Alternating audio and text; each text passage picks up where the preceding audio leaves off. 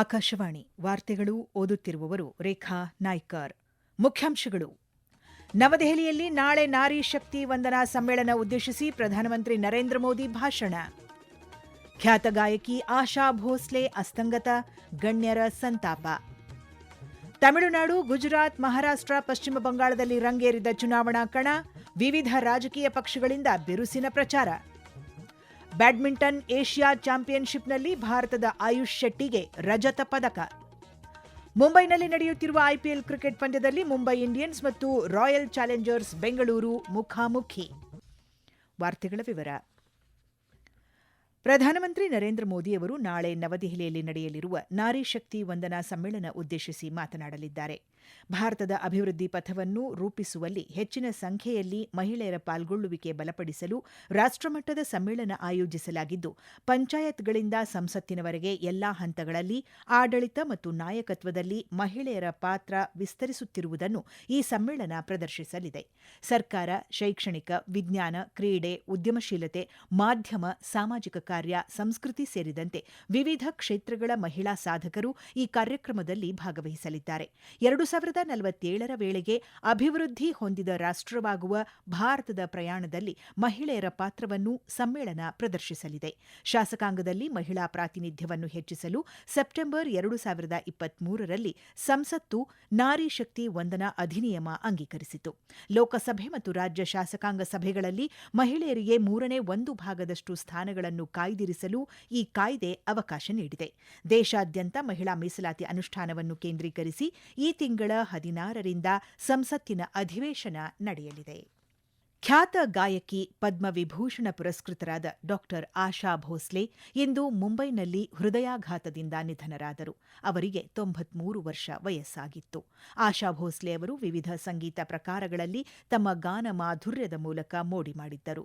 ಅವರ ಅಂತ್ಯಕ್ರಿಯೆ ನಾಳೆ ಸಂಜೆ 4 ಗಂಟೆಗೆ ಮುಂಬೈನ ಶಿವಾಜಿ ಪಾರ್ಕ್ನಲ್ಲಿ ನಡೆಯಲಿದೆ. ಆಶಾ ಭೋಸ್ಲೆ ಅವರ ನಿಧನಕ್ಕೆ ಗಣ್ಯರು ಸಂತಾಪ ಸೂಚಿಸಿದ್ದಾರೆ. ರಾಷ್ಟ್ರಪತಿ ದ್ರೌಪದಿ ಮುರ್ಮು, ಉಪರಾಷ್ಟ್ರಪತಿ ಸಿಪಿ ರಾಧಾಕೃಷ್ಣನ್, ಪ್ರಧಾನಮಂತ್ರಿ ನರೇಂದ್ರ ಮೋದಿ, ಮುಖ್ಯಮಂತ್ರಿ ಸಿದ್ದರಾಮಯ್ಯ, ಉಪಮುಖ್ಯಮಂತ್ರಿ ಡಿಕೆ ಶಿವಕುಮಾರ್, ಕೇಂದ್ರ ಸಚಿವ ಪ್ರಹ್ಲಾದ್ ಜೋಶಿ, ಗೃಹ ಸಚಿವ ಡಾ. ಜಿ. ಪರಮೇಶ್ವರ್, ಮಹಾರಾಷ್ಟ್ರ ರಾಜ್ಯಪಾಲ ಜಿಷ್ಣು ದೇವ್ ವರ್ಮಾ, ಮಹಾರಾಷ್ಟ್ರ ಮುಖ್ಯಮಂತ್ರಿ ದೇವೇಂದ್ರ ಫಡ್ನವೀಸ್ ದುಃಖ ವ್ಯಕ್ತಪಡಿಸಿದ್ದಾರೆ. ಖ್ಯಾತ ಗಾಯಕರು, ದಿಗ್ಗಜ ನಟರು ಸೇರಿದಂತೆ ಚಲನಚಿತ್ರ ಮತ್ತು ಸಂಗೀತ ಜಗತ್ತಿನ ಅನೇಕರು ಅವರ ನಿಧನಕ್ಕೆ ಕಂಬನಿ ಮಿಡಿದಿದ್ದಾರೆ. ದೇಶದಲ್ಲಿ ಅಡುಗೆ ಅನಿಲ ಸಿಲಿಂಡರ್ ವಿತರಣೆ ಸಾಮಾನ್ಯವಾಗಿದ್ದು, ನಿನ್ನೆ ಒಂದೇ ದಿನ 52 ಲಕ್ಷಕ್ಕೂ ಹೆಚ್ಚು ಸಿಲಿಂಡರ್ಗಳನ್ನು ವಿತರಿಸಲಾಗಿದೆ ಎಂದು ಪೆಟ್ರೋಲಿಯಂ ಮತ್ತು ನೈಸರ್ಗಿಕ ಅನಿಲ ಸಚಿವಾಲಯ ತಿಳಿಸಿದೆ. ಅಕ್ರಮ ಸಂಗ್ರಹ ಮತ್ತು ಮಾರಾಟ ತಡೆಗಟ್ಟಲು ಕಟ್ಟುನಿಟ್ಟಿನ ಕ್ರಮ ಕೈಗೊಳ್ಳಲಾಗಿದ್ದು, ದೇಶಾದ್ಯಂತ 700 ದಾಳಿ ಮಾಡಲಾಗಿದೆ. ಸಾರ್ವಜನಿಕ ವಲಯ ಘಟಕದ ತೈಲ ಮಾರುಕಟ್ಟೆ ಕಂಪನಿಗಳು ದಿಢೀರ್ ಭೇಟಿ ಕೈಗೊಂಡು 219 ವಿತರಕರಿಗೆ ದಂಡ ವಿಧಿಸಿದೆ ಎಂದು ಸಚಿವಾಲಯ ತಿಳಿಸಿದೆ. ಹಣಕಾಸು ವರ್ಷ 2025ರಲ್ಲಿ ಭಾರತದ ಪೇಟೆಂಟ್ ಅರ್ಜಿಗಳು 1,43,000 ದಾಟಿದ್ದು, ಇದು ಹಿಂದಿನ ವರ್ಷಕ್ಕಿಂತ 30% ಹೆಚ್ಚು ಎಂದು ಕೇಂದ್ರ ವಾಣಿಜ್ಯ ಮತ್ತು ಕೈಗಾರಿಕಾ ಸಚಿವ ಪಿಯೂಷ್ ಗೋಯಲ್ ಹೇಳಿದ್ದಾರೆ. ಸಾಮಾಜಿಕ ಮಾಧ್ಯಮ ಪೋಸ್ಟ್ನಲ್ಲಿ ಇಂದು ಅವರು ತಮಿಳುನಾಡು, ಕರ್ನಾಟಕ ಮತ್ತು ಮಹಾರಾಷ್ಟ್ರದ ನಾವೀನ್ಯಕಾರರು ಸಲ್ಲಿಸಿರುವ ಪೇಟೆಂಟುಗಳು 69%ರಷ್ಟಿದ್ದು, ಭಾರತವು ವಿಶ್ವದ 6ನೇ ಅತಿದೊಡ್ಡ ಪೇಟೆಂಟ್ ಸಲ್ಲಿಸುವ ದೇಶವಾಗಿದೆ ಎಂದು ಹೇಳಿದ್ದಾರೆ. ಪ್ರಧಾನಮಂತ್ರಿ ಗತಿಶಕ್ತಿ ರಾಷ್ಟ್ರೀಯ ಮಾಸ್ಟರ್ ಪ್ಲಾನ್ ಅಡಿ ಭಾರತೀಯ ರೈಲ್ವೆ 2025-26ನೇ ಸಾಲಿಗೆ 1.53 ಲಕ್ಷಕ್ಕೂ ಹೆಚ್ಚು ಹೂಡಿಕೆಯೊಂದಿಗೆ ರೈಲ್ವೆ ಜಾಲ ವಿಸ್ತರಣೆ ಕೈಗೊಳ್ಳುತ್ತಿದೆ. ಇದರಡಿ 6,000ಕ್ಕೂ ಹೆಚ್ಚು ಕಿಲೋಮೀಟರ್ ಉದ್ದದ ರೈಲ್ವೆ ಜಾಲ ವಿಸ್ತರಣೆ ಗುರಿ ಹೊಂದಲಾಗಿದೆ.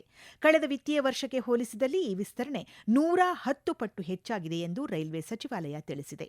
ಅಭಿವೃದ್ಧಿ, ರಾಷ್ಟ್ರೀಯ ಐಕ್ಯತೆ ಮತ್ತು ಕೊನೆ ಮೈಲಿವರೆಗೂ ಸಂಪರ್ಕ ಕಲ್ಪಿಸುವುದರ ಮೇಲೆ ಗಮನ ಕೇಂದ್ರೀಕರಿಸಿ 2025-26ರ ಅವಧಿಗೆ ಹೊಸ ರೈಲ್ವೆ ಮಾರ್ಗ, ಜೋಡಿಹಳಿ, ಬಹುಹಳಿ ಮತ್ತು ಇತರೆ ಕೆಲಸಗಳಿಗೆ ಮಂಜೂರಾತಿ ದೊರೆತಿದೆ ಎಂದು ಸಚಿವಾಲಯ ಹೇಳಿದೆ. ಮಹಾರಾಷ್ಟ್ರ, ಬಿಹಾರ್, ಜಾರ್ಖಂಡ್ ಮತ್ತು ಮಧ್ಯಪ್ರದೇಶ ಸೇರಿದಂತೆ ಎಲ್ಲ ಪ್ರಮುಖ ರಾಜ್ಯಗಳಲ್ಲಿ ಈ ರೈಲ್ವೆ ವಿಸ್ತರಣಾ ಕಾರ್ಯಕ್ರಮ ಕಾಮಗಾರಿ ನಡೆಯಲಿವೆ. ಈ ವಾರ್ತೆಗಳನ್ನು ಆಕಾಶವಾಣಿಯಿಂದ ಕೇಳುತ್ತಿದ್ದೀರಿ. ನಮ್ಮ ಎಲ್ಲಾ ರಾಷ್ಟ್ರೀಯ ವಾರ್ತೆಗಳು ಹಾಗೂ ಪ್ರದೇಶ ಸಮಾಚಾರ ಈಗ ಆಕಾಶವಾಣಿ ನ್ಯೂಸ್ ಕನ್ನಡ ಯೂಟ್ಯೂಬ್ ಚಾನೆಲ್ನಲ್ಲಿ ಲಭ್ಯ. ನಮ್ಮ ಎಕ್ಸ್ ಖಾತೆ ಮತ್ತು ಇನ್ಸ್ಟಾಗ್ರಾಂ ಖಾತೆ ಆಕಾಶವಾಣಿ ನ್ಯೂಸ್ ಕನ್ನಡ. ಹೆಚ್ಚಿನ ಮಾಹಿತಿಗಾಗಿ ನಮ್ಮ ಫೇಸ್ಬುಕ್ ಖಾತೆ ಆಕಾಶವಾಣಿ ವಾರ್ತೆ ಕನ್ನಡವನ್ನು ಅನುಸರಿಸಿ. ಮಾಹಿತಿಯ ಹೂರಣ ವಾರದ ಕಾರ್ಯಕ್ರಮ ಪ್ರಚಲಿತ ವಿದ್ಯಮಾನ ಪ್ರತಿ ಬುಧವಾರ 9:15ಕ್ಕೆ.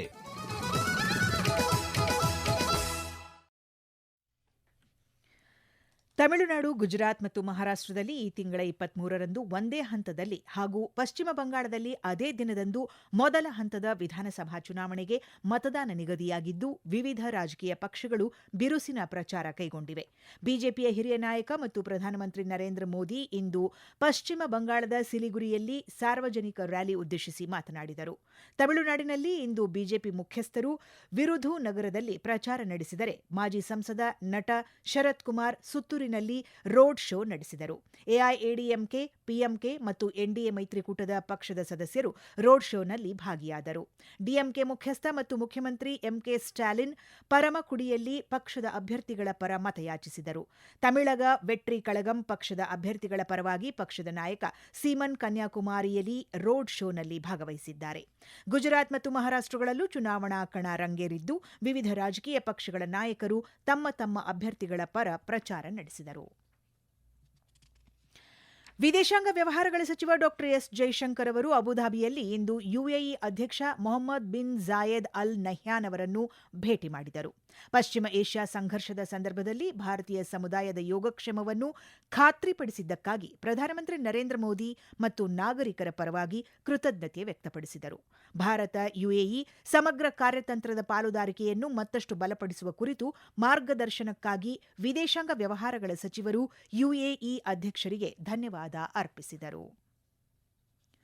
ಅಮೆರಿಕ ಉಪಾಧ್ಯಕ್ಷ ಜೆಡಿ ವ್ಯಾನ್ಸ್ ನೇತೃತ್ವದ ನಿಯೋಗ ಮತ್ತು ಇರಾನ್ನ ನಿಯೋಗ ಒಪ್ಪಂದಕ್ಕೆ ಬರಲು ವಿಫಲವಾದ ನಂತರ ಇಸ್ಲಾಮಾಬಾದ್ನಿಂದ ನಿರ್ಗಮಿಸಿದೆ.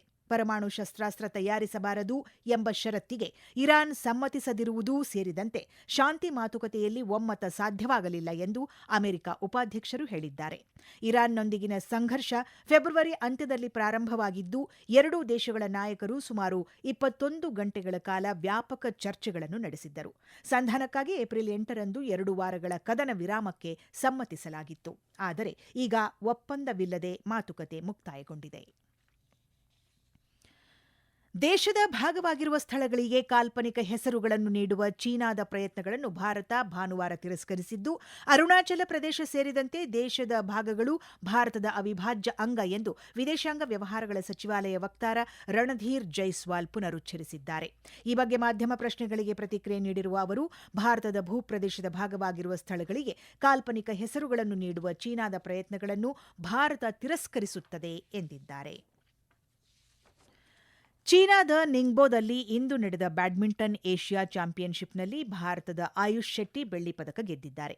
ಫೈನಲ್ನಲ್ಲಿ ಚೀನಾದ ಶಿ ಯುಕಿ ವಿರುದ್ಧ 8-21, 10-21 ಅಂತರದಲ್ಲಿ ಪರಾಭವಗೊಂಡು ರನ್ನರ್ ಅಪ್ ಆದ ಅವರು ಆಟ ಮುಂದುವರಿಸಿದರು. ಬ್ಯಾಡ್ಮಿಂಟನ್ ಏಷ್ಯಾ ಚಾಂಪಿಯನ್ಶಿಪ್ನಲ್ಲಿ 61 ವರ್ಷಗಳಲ್ಲಿ ಪುರುಷರ ಸಿಂಗಲ್ಸ್ ವಿಭಾಗದಲ್ಲಿ ಭಾರತಕ್ಕೆ ಲಭಿಸಿರುವ ಮೊದಲ ರಜತ ಪದಕ ಇದಾಗಿದೆ. ಉತ್ತರ ಪ್ರದೇಶದಲ್ಲಿ ನಡೆಯುತ್ತಿರುವ ಐಪಿಎಲ್ ಟಿ20 ಕ್ರಿಕೆಟ್ ಪಂದ್ಯದಲ್ಲಿ ಗುಜರಾತ್ ಟೈಟನ್ಸ್ ತಂಡ 7 ವಿಕೆಟ್ಗಳ ಜಯ ಸಾಧಿಸಿದೆ. ಲಖನೌ ಸೂಪರ್ ಜೈಂಟ್ಸ್ ತಂಡ ನೀಡಿದ 165 ರನ್ಗಳ ಗುರಿ ಬೆನ್ನತ್ತಿರುವ ಗುಜರಾತ್ ಟೈಟನ್ಸ್ ತಂಡ 18.4 ಓವರ್ಗಳಲ್ಲಿ 3 ವಿಕೆಟ್ ನಷ್ಟಕ್ಕೆ ಗುರಿ ತಲುಪಿತು. ಮುಂಬೈನಲ್ಲಿ ನಡೆಯುತ್ತಿರುವ ಮತ್ತೊಂದು ಐಪಿಎಲ್ ಕ್ರಿಕೆಟ್ ಪಂದ್ಯದಲ್ಲಿ ಮುಂಬೈ ಇಂಡಿಯನ್ಸ್ ಮತ್ತು ರಾಯಲ್ ಚಾಲೆಂಜರ್ಸ್ ಬೆಂಗಳೂರು ಮುಖಾಮುಖಿಯಾಗಿವೆ.